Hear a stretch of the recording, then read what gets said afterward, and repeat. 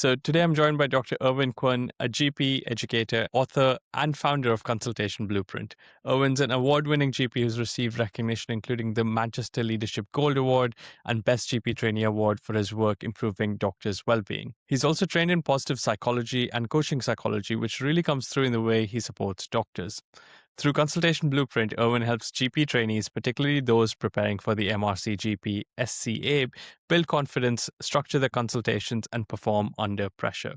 But this conversation isn't just about passing an exam. It's going to be about what happens when a clinician notices a repeated problem, builds a method around it, and turns that method into something that can help hundreds of doctors. Erwin's own story is interesting because communication and confidence did not always naturally come to him. On his website, he talks about once being painfully shy and having to learn confidence and communication the hard way. Today, that same lived experience sits at the heart of the work he does with doctors. So in this episode, I want to explore what it means to become a clinician founder through education, coaching, and communication. We'll talk about GP training, IMGs, exam pressure, confidence, building a niche, and the whole lot. Erwin, welcome to the podcast. How are you? Hi, Dr. Shub. Thank you very much for the introduction and inviting me on your podcast. And I can see you also been doing a lot of interesting work helping other clinicians, founders. Yeah, been an absolute pleasure exploring this world and, through LinkedIn, getting to meet people like yourselves and clinicians that are not just out there to make money. And I think being a founder is very different from being a businessman. And I think we're all quite mission driven. From your perspective, what does it mean to be a clinician founder? So to me, being a clinician founder is somebody who initially has got the clinician mindset first and thinking about the patient, thinking about how to improve the life of our patients, making the best and making an impact. And then when it comes to becoming a founder, it's more about learning about the entrepreneurship journey, which is a completely different world to medicine, where not only you need to be providing service that's going to be helpful, impacting positively on other people, but then it needs to be financially viable as well. And this is where many doctors struggle because initially we don't get any of these trainings and there's different skill sets that helps us. But in my case, what I found is as a clinician, the amount of skills I've developed has helped me to become a founder and founding Consultation Blueprint because it rests on the communication for me, because when you can communicate, there's so much things you can do in the world. You can influence people, you can rally people around your cause and making sure that what you're doing is building a community and making sure that it is spreading around in the world. Absolutely. And like straight into the world of leadership and what it means to actually own a vision and to deliver change and not just make people do things differently, right? I'm curious, walk us through your journey of becoming a founder. What did that look like for you? Well, if you knew me back in sixth form, you'd never tell that I'll be somebody who is teaching consultation, communication to doctors. And it was a really difficult process for me because back then I was named the shyest student of the year. And just the thought of speaking with somebody made my heart race. I started sweating. I was really uncomfortable. But I realized when I was actually on a word round, I could see that there was a clinician who was taking a history, and the history was taking, it was more of a conversation, having a good communication where he's not just going through his clocking, history taking, but having that conversation and made the patient feel that he cared for the patient. And I realized then that I was taking a history, but I was just going through a checklist and I didn't have that same connection. And it made me start that journey of developing myself first. Because as a founder, the bottleneck is yourself. If you're not developing yourself, you're not upgrading yourself every year, then you won't be able to achieve that goal because it takes a different version of you to achieve that goal. So I went on a public speaking course, and then I learned painfully about the art of communication. How do you structure your speech? How do you deliver it? And this led to me developing more competence, and that followed through with my confidence. And then fast forward to now, I've been teaching communication to hundreds of GP trainees. And I've been doing that for over 5 years now. And it led me to realize that so far it was me doing it and teaching it, but I needed to systemize it. And I've developed some playbook, the systems, and I needed to actually crystallize that in a book. And that Mm. led to me writing Consultation Blueprint. So I've got this copy of Consultation Blueprint. It's got the Wow. insights of hundreds of JP trainees, the conversations we've had, and the pitfalls, that common pattern of behaviors where you see these blind spots that JP trainees might have, and how to fix them, how to prevent them. And that could save a doctor 2 years of their life in extension. And for Wow. doctors, if you're not communicating well, it's going to affect not just your personal life and professional life, but also how you feel as well, how you Mm. feel every day, because it's a big part of our consultation, the communication. And for those who are interested in entrepreneurship, it's also really important because how you communicate is what the people know about you, what they hear about you, and the judgment is going to be based on your communication. So if you're not communicating well, then they're already having some perception of you that you might not like. So that's where I started thinking Mm. more about how do I communicate, not just through like verbal, but non-verbal written communication as well. And Yeah. nowadays, communication is much more important because if, for example, I publish a video, I'm communicating to hundreds or even thousands of people, and it has leverage on top of it. And if impact is the thing that we're really seeking, and you mentioned that word earlier as well, if impact is what we're seeking, how do you scale that impact beyond just a one-to-one consultation? And actually, even that one-to-one consultation, how do you squeeze the most out of it? And I think you're right. Communication is such a crucial thing. And you said something really beautiful, that you have to become a different version of yourself to become a founder, to pass that exam, or to get to the next level. What, tell me a little bit about your identity shift as you've gone through this, because you've clearly taken this problem by the horns and dug deep and, solved it for yourself, but are solving it for others. What's it meant for your identity as you've gone along the way? Great question. So initially, I thought that confidence is something that people are born with, and my identity was built around the shy kid in the corner of the room. Because when Mm. I was named Shyest Kid of the Year, everyone knew me as a shy person. So then it Wow. became my identity, and I had to do a lot of work to break that mold and How become a how did that different person. how did that feel? I mean, to be named the shyest person is, I don't even know who does that. Like, was this like an official ranking or an unofficial ranking? And how did that kind of change? What was your world like at that point? So in sixth form, we had this end of year party at school. And then Right. there were some various title that people were named for. And these were from classmates.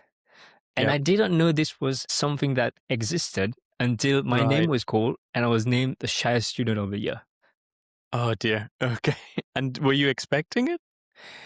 Not really. I didn't really think about it. And I was thinking, how did they really decide that I was the shyest student of the year? But then Mm. it helped me to reflect back then. I was so introverted and very uncomfortable. Even when teachers asked questions or single me out, I really felt uncomfortable. And I suppose people pick it up. Mm. And so they vote you the shyest kid, and you say, okay, you've reflected. There's a bit of this introvertedness, but so many people go through that and they say, oh yeah, that's fine. Like that's just who I am. I'll just like take a desk job, sit behind something. But you go on to become a GP, and then help people with communication. What prompted you to say, oh, this is something I really got to solve? So the first thing was the change in environment. So I went to university, then that was a really good moment for me to change the identity because I was not happy with the Mm. identity. The reason was I could see that there were opportunities that were slipping through my fingers and I was not able to express myself. And I had big goals and I want to achieve and I couldn't because it was holding me back. So when I went to university, it was the best opportunity because then I made new friends and I was not known as a shy kid then. It was an opportunity for me to renew myself. And then I became a different version. So I had new circle of friends. Then I started socializing more. And earlier I was more of a geek and I was spending so much time reading books, studying, and I didn't really have much skills at communicating, socializing. So it was a complete turn. And that's where I developed that new identity, as in I'm going to be a different person, not going to be the shy kid again. What does it take? So for someone listening to this thinking, oh, I've really got to change my identity as well. What's maybe the core of changing your identity that somebody needs to understand? So what you need to understand is who you are right now is most likely because of the experience and reference that you've got in the past. But who you're becoming is about the future. Oh So if wow, you I love keep that. looking at the past, you'll be stuck in that identity. But if you set a vision for yourself and you see a different version, you cast that vision, that's very important. Then Hmm. you can start seeing a different version of yourself in the actions that you take, in the decision that you make. And one of the biggest decision was enrolling on a public speaking course. So a shy person would not do that, Wow. but I step Mm. outside of my comfort zone and it was painful. Although now I'm grateful I did it, but at the time was really difficult. Yeah, and kind of almost the way you communicate to yourself sounds like it changed. Like the things you told yourself used to be about the past, and now they're about the future. And like how you looked at yourself starts changing, and then you start doing things that a shy person wouldn't do, but somebody who's outgoing would do. At what point did you realize that, oh, I've got to help others with this, or I'm going to become a founder? Like, when did that change happen for you? So what happened was I was posting content on social media, on YouTube. So I Hmm. always was passionate about teaching because I love learning. So I was always curious person. And then when I saw that YouTube is really a great way of doing that, I realized that what I'm doing has value because I saw people commenting on it, saying how useful it is, and their stories resonated with them. And one of the stories that I think that would be helpful for people to get more context Mm. was there was a time at university when I was asked to actually give a presentation, and I was stood up in front of 400 people, Wow. and I completely made a fool of myself. And I think that moment triggered something in me, like you can't carry on like this. It was because I didn't know what to say. I couldn't speak, and for some reason, I volunteered to be one of the mentors for international students, and nobody wanted to speak up, and I did it. And it was not really great experience, but sometimes you have to fall, make mistakes, and when you learn from them, then you evolve in life. So that was one of the big moment, pivotal moment. And then that led to me actually starting working on myself and then creating content on social media, on YouTube. And the first videos I posted were not good. They were really crappy videos and nobody watched them. But every Mm. time I made a new video, I learned something about myself, about the process, learning to edit, learning to script better videos.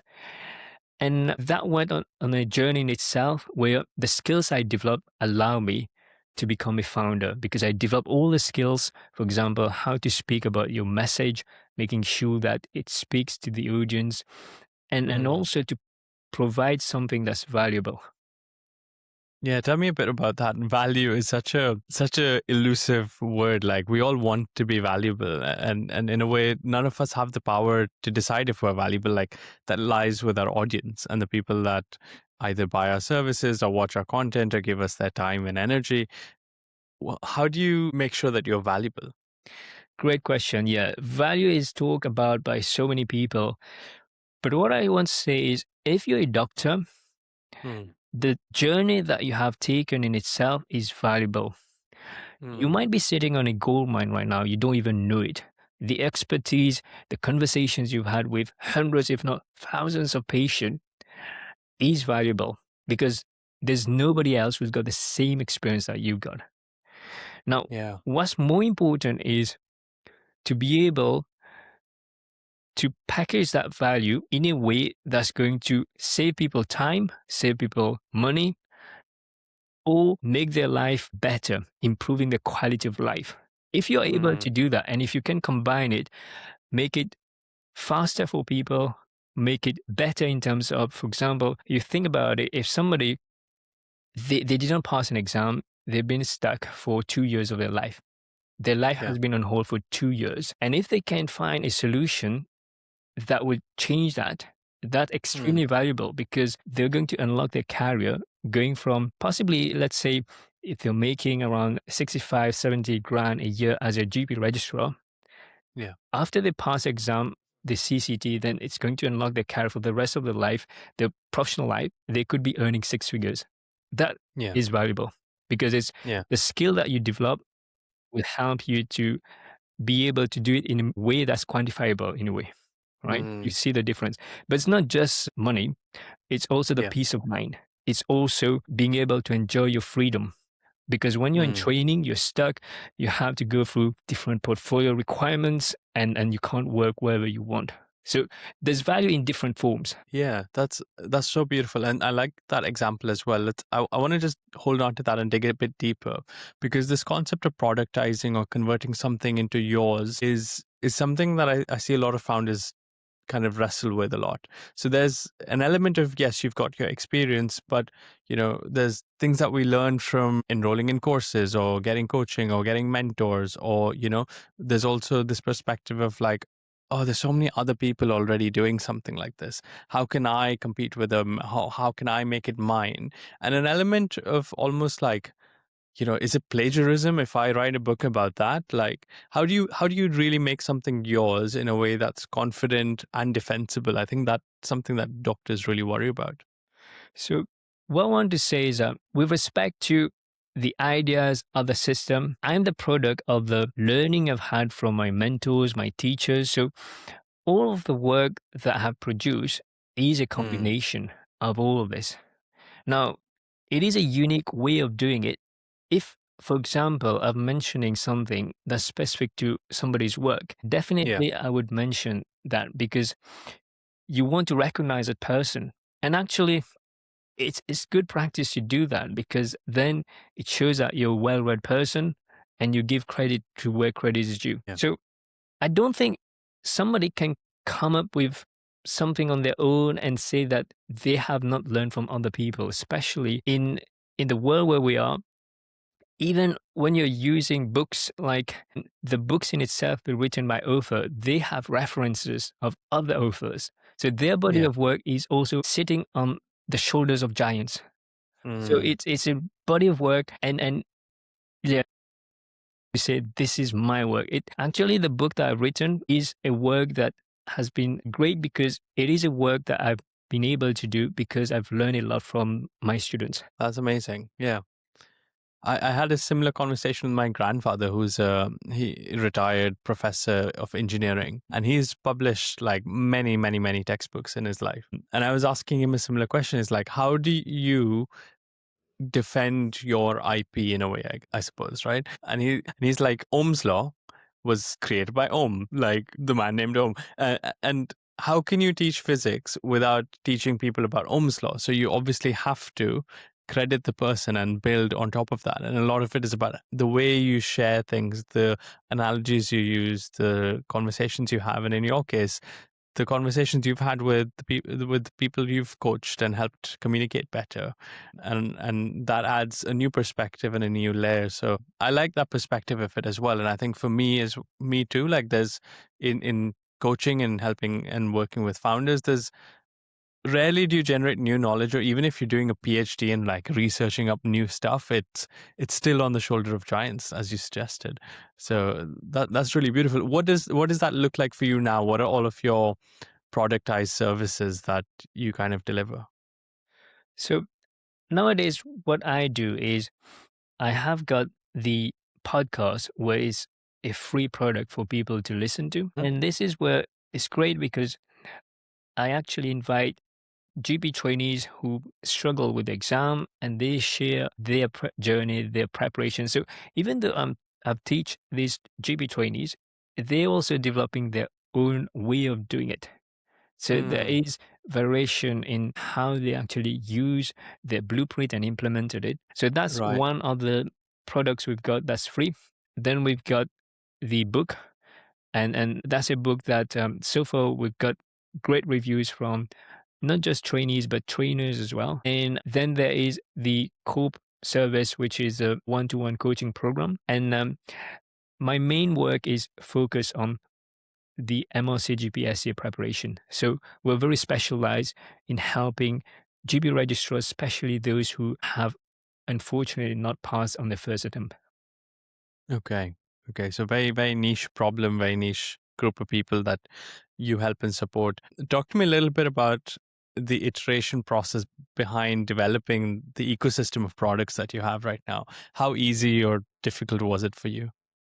So it's never easy. Like writing a book takes a lot of time. And if you're thinking about writing a book to make money, that's not a good idea. The book is essentially to create more impact because I can't coach like the number of GP trainees who are not passing the Mm. exam. Every year, there's thousands of GP trainees who are struggling with the exam. Yeah. So the book in itself is a great product because it creates a solution for somebody who may want to read it and then they implement it on their own. Now, Okay. eventually, some of the GP trainees who read the book, they feel like they want to work with me one to one. That way, we can implement it faster and we can do it in a way that's more personalized. Like I shared before, the Mm. value. So it's more valuable to be able to work with somebody rather than having to Mm. go through a book yourself. So And it's where, quite difficult. Sorry, I was going to say, but then you need to plan what you want to do. yeah. And if you want to create an ecosystem, first, if you're a clinician founder, you might want to start with service-based business first, because that will help you to get your cash flow. Then you can Mm. start thinking about building the infrastructures later. Yeah. And what you mentioned the word cash flow, and I think clinicians have a weird relationship with money, and clinician founders always sort of battle with it. What's one lesson about money that being a founder has now taught you 5 years on? Good question. So I would say for doctors, it's a bit difficult to actually understand this because of the training that we've received through medical school. And but if you think about it, if you're a doctor, essentially you're being paid by your employer, and that's the only client you've got, your employer. And your cash flow is your salary every year, every month you're being paid. But Mm. as a founder, you want to diversify the cash flow from different clients because if one day there's a problem with one, then you've got different sources. I would say in terms of the money lessons, if you're building something that's lasting, that's big, you definitely need to make it sustainably viable. Because the reason Mm. why founders go out of business is usually because of cash flow issue. It depends on Yeah. how long can you last. So the cash flow oxygen of your business, if you think about it. Yeah. You just gotta have a regular ongoing supply. And so you figured out cash flow, you've figured out the product ecosystem. Talk to me about your podcasts and YouTube. How do they generate leads for you, and how are you currently thinking about lead generation right now? So in terms of the podcast and the YouTube, the main reason is to actually educate and nurture new prospects and also to provide value in the market, as in not just thinking about lead generation, but also building the brand. So the Mm. podcast in itself, it's not economically viable because if you think about it, there is a lot of time in producing a podcast, high quality podcast, and Yeah. also positioning that podcast as well. Growing a podcast is quite difficult in the beginning. But Mm. if you're here for the long term and you're investing in the podcast, a brand, then there will be a return in that investment because people, they appreciate valuable content that helps them. They don't want to just listen to something that is interesting but not bring value. So it all comes down to first, you need to develop the actual service or what the market is asking for. Then the lead in itself will come in based on your positioning in the market. And you also need to know whether you're attracting the right leads or not. Because some people, they think you're making a YouTube video, you want to get many views, and that way you'll get more leads. But sometimes what I've noticed is that one view or two view on a video might not be significant, but if you're having one or two views every week, and that's a qualified person, then it's Yeah. much higher quality than hundreds of thousands of views every week. But then that person is not really suitable for you to help Mm. them. Yeah, I think absolutely spot on. Having using YouTube for business is very different from being a YouTuber, which is, where you're relying on AdSense and large volumes of viewage and pure entertainment. What does your customer journey generally look like? How long do they tend to watch you on YouTube or listen to your podcast and before they come in to work with you? So I'd say it's difficult to track the actual average, but YouTube gives you the average duration. What I would say is that it depends on each type of person. So some of the people, they may need to watch a lot of videos, or Mm. they may need to see the evidence of other people going through the same journey before they seek help. But then there are some trainees I've worked with, they told me they haven't watched any of my video, but somebody has recommended Okay. that. And then Oh wow. they just sign up and then they gun through the program and pass the exam. So everybody's different customer journey, I'd say. Some people, they might watch all the videos, they enjoy it, they find it useful, but they may even don't contact me. But at the same time, these videos and the podcast, they're free products. So they're Mm. helping me because they might find it useful, they might recommend somebody else, and it's a win-win. Yeah. Yeah. Taki Moore, who's a fantastic coach, talks about the concept of brand width. He talks about how long have people been on your brand so that they become familiar with you and get to know you. And I think that really plays into the whole equation of, is this worth it? Is this going to give me the outcome that I'm looking for and be valuable to me? And I think that's the crux of the question that people are trying to answer. Like, is this going to be valuable? And I meet lots of founders who feel like, oh, I just need to be a low enough price for people to afford me. And it's such a like the cost is only a small part of that equation. Like, is it realistically achievable? Do I know this person? Do I trust this person? Tell me a little bit about trust. How has that been for you? I mean, you're obviously a GP yourself and you've lived through this process. Has that helped you build trust, or did you still kind of struggle because doing something outside of clinical typical medicine comes with its own connotations in our world? So as a GP, we are trained to develop rapport with patient, and we understand how communication works in terms of making sure that we communicate in a way that's trustworthy. So trust is something where people will trust you if they can see that you've been consistent in what you're doing, you're reliable, you're credible, and if they can see evidence that you know Mm. what you're talking about, and they will trust you. So because I've been helping GB trainees for over 5 years now, I have built trust, and people recognize. So Yeah. if you're starting, it's different. People might not trust you because you have not developed that yet, but it will come with the actions and what you do.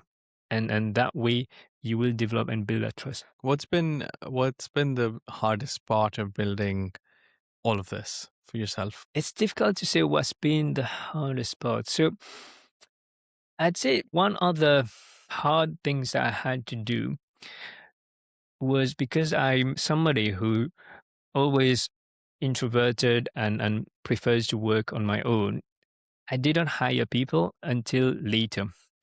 And hiring is one of the steps that initially you feel like you don't want to hire because you can do a better job. And it's something very personal. Like I like to do a very high quality job. And when I hire somebody, they might not be doing the same quality. So it's about learning to hire, learning to trust a person. And the other part very important is train that person. So Mm. because if you don't train a person, they may be a good person, but if you don't train that person, they might not produce a high quality work. So it could be actually my fault because I didn't train that person very well. Yeah, this is so interesting. I was just having this chat with my wife yesterday as well, and we were talking about how, some leaders really micromanage and some leaders come across as like, oh, they just don't care. And I said, actually, it's not that they don't care. Maybe it's just about being able to trust the other person. And I think a lot of that has to do with your ability as a leader to share your vision, to communicate. And I think a part of that is also training, like you're saying, because she was saying, in our clinical world, if I'm leading resus and I expect airway to be managed by somebody at airway, there is competence that is assumed. And then when you kind of step outside that space, or in the founder world, you don't really know if the competence exists, and maybe you can hire for it in some circumstances, but building that competence goes a long way to their confidence as well as your trust in them. And so I'm so glad that you mentioned the bit about training, because it's crucial to really being able to successfully lead and delegate and do those tasks. And I can see how that can be a big challenge as well. So clearly you've been successful in training a team, doing the hard bits. It sounds like you've really taken on a lot of challenges in your own identity multiple times. How do you balance all the aspects, and family and founders and your clients and business and identity? How do you manage that for yourself? So, great questions. I'd say in the beginning, there was not a lot of balance. And Mm. what was really helpful was I enjoyed the journey in itself. So, when I was working and having to do shifts from, let's say, 9 to 6, I'm coming back home. I've got some coaching sessions. And then afterwards, I'm making a video. So it was quite a very hectic schedule back then. But then, because I enjoy the process, I'm very curious, I'm learning, I didn't see it so much as work.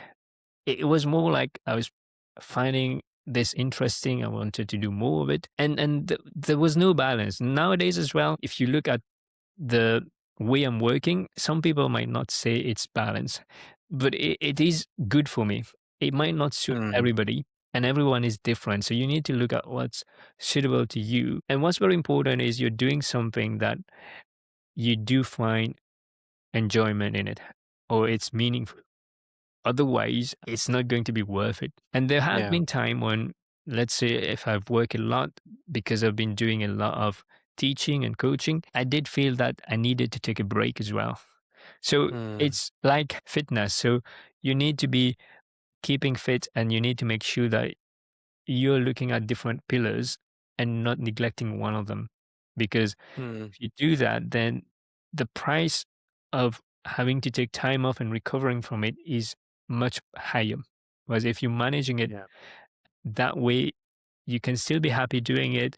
You can make sure that you're moving towards your goal. Yeah, beautifully said, and like very clearly communicated clear as well. It's a tough thing to wrap your head around, and that trade-off is a real challenge.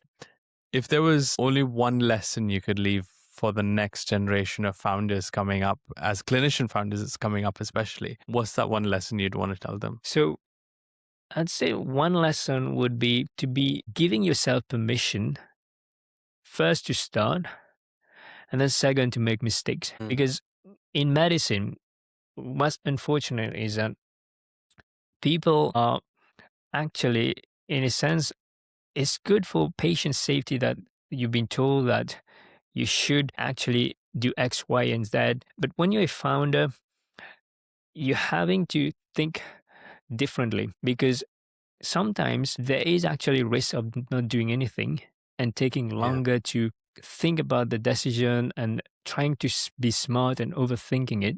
But by the time you're making a decision, it's a bit late. And there is a cost to that. Probably if, for example, you're in acute medicine and you're doing research as well, you will have to develop that fast thinking and taking a risk, but a calculated risk, and take Yeah. action, because otherwise you're comfortable, you're doing your own things. And Yeah. To actually be okay to make mistakes. And actually, I think, yeah, I remember. I was going to ask you, because you use positive psychology, and one of the tools that I like to use with my clients as well is the saboteur assessment. Do you do that often?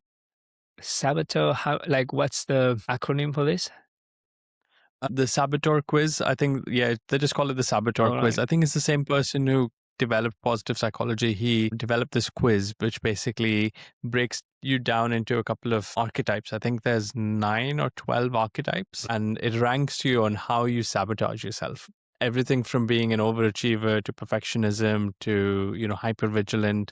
And a lot of it is very interesting for clinicians because, as you say, there's things that make us really good at our clinical job, which is, the perfectionism, the hypervigilance, which prevents mistakes and improves patient outcomes. But those same things kind of get stuck when we're doing something outside.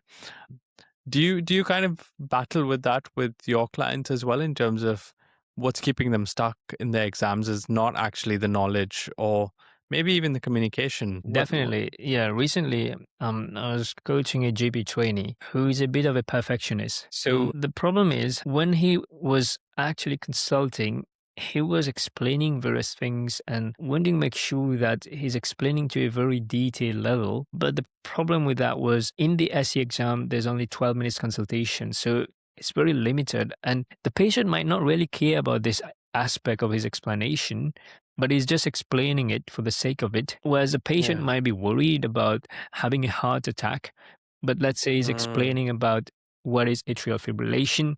So the patient is not really with the doctor and they're worried about something else. So whereas if you're person centered and you agree that like the explanation, it needs to be adapted to the patient's needs, then you won't yeah. worry about a perfect explanation, but you would give the explanation that would be helpful for that patient in front of you.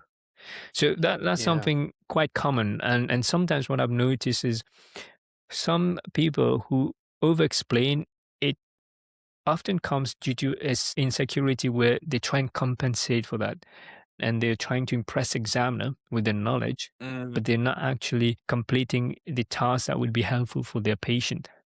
So yeah, that's one of the areas. yeah. And in yourself, have found anything difficult? I wanted to ask you on your Yeah. journey. Oh, so much. So much, Erwin. I think, like you, I'm an introvert, and people get surprised when they hear that because I'm clearly a learned extrovert. Maybe like my day job in the emergency department, I have to talk to a lot of patients like you, and there's all these like communication skills that you pick up. And so I think a lot of it is like draining, deciding where to put my energy. And, all of last year, I was doing a bunch of things. I was doing LinkedIn and I experiment with YouTube and I was doing Instagram and I'm doing this. And as you mentioned, I think choosing where you put your energy is such an important thing. And conversations like these really energize me. So I was like, if I'm going to do something, I want to do more of this. I think the bit for me that I really find challenging and still find challenging has been around showcasing my value. And I think coaching is such a there's something about the word coaching that like clinicians are so averse to. It's like, no, we got this. We're under control. That I think they would rather spend a lot more money on acquiring knowledge and skills and external things, whereas coaching inherently looks internally and says not about your past, about where you come from. Like straight back to the beginning of what you said, what it means to be a founder is how clear is your vision? Do you know where you're heading? How are you talking to yourself? Who are you treating yourself as on this journey of becoming a founder? And so it takes a special kind of person to be able to see that, I think. And challenge has been balancing all of that, showcasing my value. And to be honest, in 2026, too many opportunities with AI. Like I'm doing loads of other stuff and a couple of startups. And to be honest, I'm spreading myself too thin. I have to make a couple of tough calls to say what opportunities am I gonna let go to be able to focus on the others. But yeah, lots of hard things on this journey for sure. Yeah, definitely. That's good because people needs to hear the difficulty, the struggle as well. Because when you learn to overcome the struggle, then you develop yourself. And if you're thinking about the entrepreneurship journey, it is a self-development journey. 100%. 100%. Who was it? I think it was Dan Martell who said the world's best self-development program is entrepreneurship. And he couldn't have been more true. Like you have to battle so much about yourself, about people's perception of you. I remember this the first time I did a webinar. This is like very early days. And I was like, I think this is what people want to do. And the webinar was called 5 Secrets to Impactful Non-Clinical Careers. because I'd figured out, like, I'd spoken to enough people to realize impact was something they want, something non-clinical is what they want, and there were common struggles and challenges. And I'd invested money in learning how to deliver a really high converting webinar, which is, and I'd really put a lot of effort into it. And actually, that's where I got my first cohort of the action ship. But there was this one person in particular who had been very kind to me beforehand. And like, I didn't know him personally, but just in conversations, and was a friend of sorts, came to the webinar. And I thought he would join my program because I thought it would be really nice to have him there for the whole group to really learn from each other and grow. But he didn't. So, I'm on this self-development journey. So I sent him a message. I'm like, how are you doing? How did you find it? I thought it was really good to have you there. And I'm curious, like, why didn't you join? Because, if where's the mismatch in my expectations and reality? And he wrote back to me and he's like, Shub, I'm sure you're a very nice guy, but just something about all of it came across as like a sleazy salesman, and I can't trust you. And I'm probably saying it too nicely. He's from Europe and from a very direct speaking country, and his communication was very direct. And I was like, wow, that really hit me hard. Like you in school, the award I was given was Mr. Congeniality. And I didn't know what it meant at the time. And I Googled it, and it's like the person who everyone gets along with. And I think that's still kind of true now. But it's probably a flip side of me being a bit of a people pleaser. Like, I don't like it when people don't like me. And I have this like uncomfortable urge to get along with people, right? So when someone points those words at me, it makes me really, really uncomfortable. And it's taken me a long, and actually, to be honest, I don't think I've done a similar webinar since, even though that kind of worked to get me clients. I haven't done that since. I've done a lot of other things, and I do a lot of public speaking. But that was really hard. And that was like the first hit of what it means to be an entrepreneur. And there's been like so many since then. But yeah, that really sits with me and be like, oh my God, this is what entrepreneurship is about and what being a founder is about. And yeah, totally resonate with what you've been saying. Absolutely. Yeah. So very cool. I'm so glad that you were here today to kind of share your journey and take us through what you've been through, how you think about things, and both your amazing work for GPs, but also how you've designed and changed your identity into being a founder. And it sounds like it's always constantly iterating, isn't it? Is there any last words, or anything else you'd like to say to our audience today? So, if you've been listening or watching up until now, what I would say is it's very important that you ask yourself the question, as in, where do you want to be maybe a year or 2 years from now? Because if you keep doing the same thing that you're doing right now, you'll be doing the same type of lifestyle and you'll get the same results. Whereas if right now you've been considering that maybe you're not happy with where you are right now, or you want to develop something, or you know that you've got a lot of expertise, but right now the market is not valuing the expertise at the level it's there, it means that you have not developed those skills to be able to market yourself or to show that value, or to show the impact that you can create in the world. And this is something that many other people had similar problem like you. So you don't want to reinvent the wheel, but you can develop that by learning from somebody else, getting a mentor, because other people have walked through that journey. And for me, it took me a long time to actually be able to realize that if I was trying something on my own, I'll actually pay it in time. So, for example, when I Mm. grew my YouTube channel, mm, for the longest time, I was stuck at around 3K subscribers. And it was only after I joined a program, and it was from a big YouTube creator. And that allowed me to unlock that. And I learned a different system. And today, YouTube channel is over 10,000 subscribers. Although subscribers number, it doesn't mean that much, but it's more about the growth, what allowed me to learn and develop myself. Yeah. That's beautiful. Investing in yourself and actually trying things differently. Yeah, thank you. Where can people find you if they want to reach out to you and hear more about Consultation Blueprint? So if you go to drerwinkwun.com, then you can access the free resources we've got on the website. And also I've got a free mini course.